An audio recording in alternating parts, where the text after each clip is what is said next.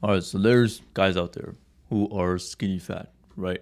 But they are absolutely obsessed with abs. So they cut and they cut and they cut trying to get abs. But something interesting happens.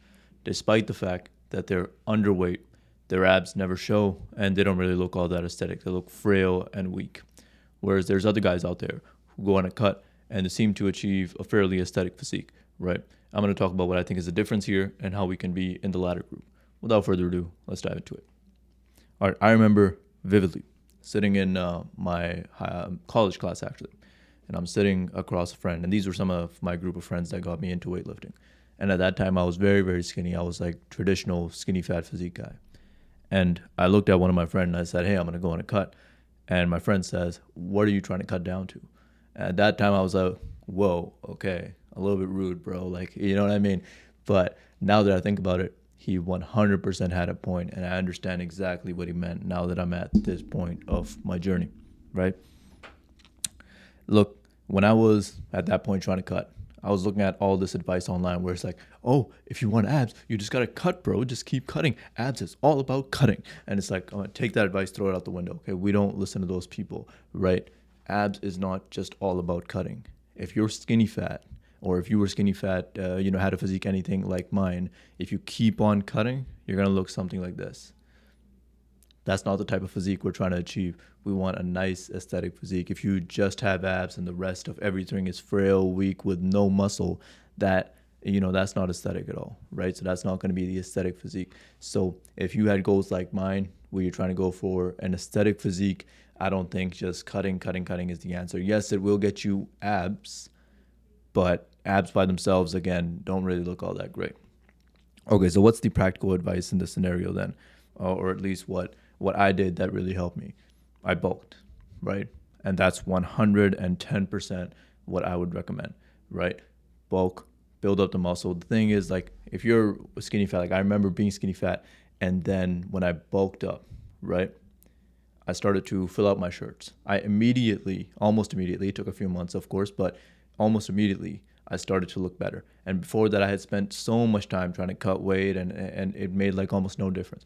But when I started bulking, right, I remember like I was starting to fill out my shirts, and I was starting to get more compliments. So like you're starting to look real big and stuff, and it was good, right? And that was the right decision. I'm glad I made that decision. And when you bulk, when you put on muscle, again, the physical changes are going to come a little bit faster as you start filling out your shirts, but you're actually going to have a foundation to cut down to.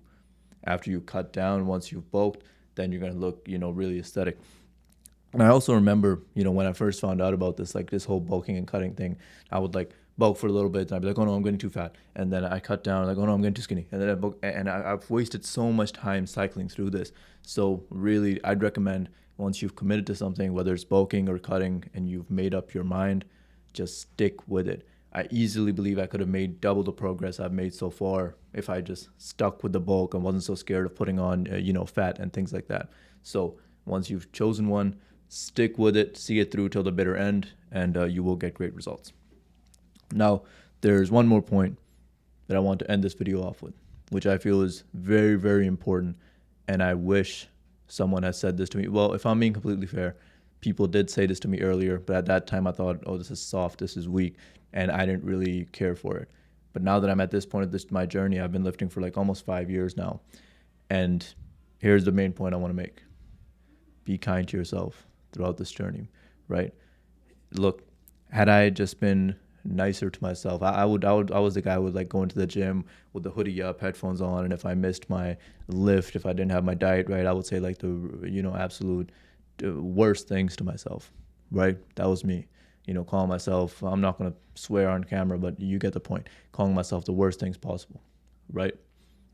And frankly, had I just been kinder to myself and enjoyed the process, I would have had less injuries because I would have pushed my body less when it was literally hurting. I would have just enjoyed the process a lot more. I wouldn't have been scared to put on a few pounds when I was bulking, for example, right? I would have just been like, oh, it's part of the process. It is what it is. I'm going to enjoy it. And I would have, enjoyed the ride, right? So I'm telling you, be kind to yourself throughout the process. Progress will not be linear. It'll be a rocky road just as it is when you're trying to achieve any goal. but this is a very respectable goal and a very respectable journey that you've embarked on.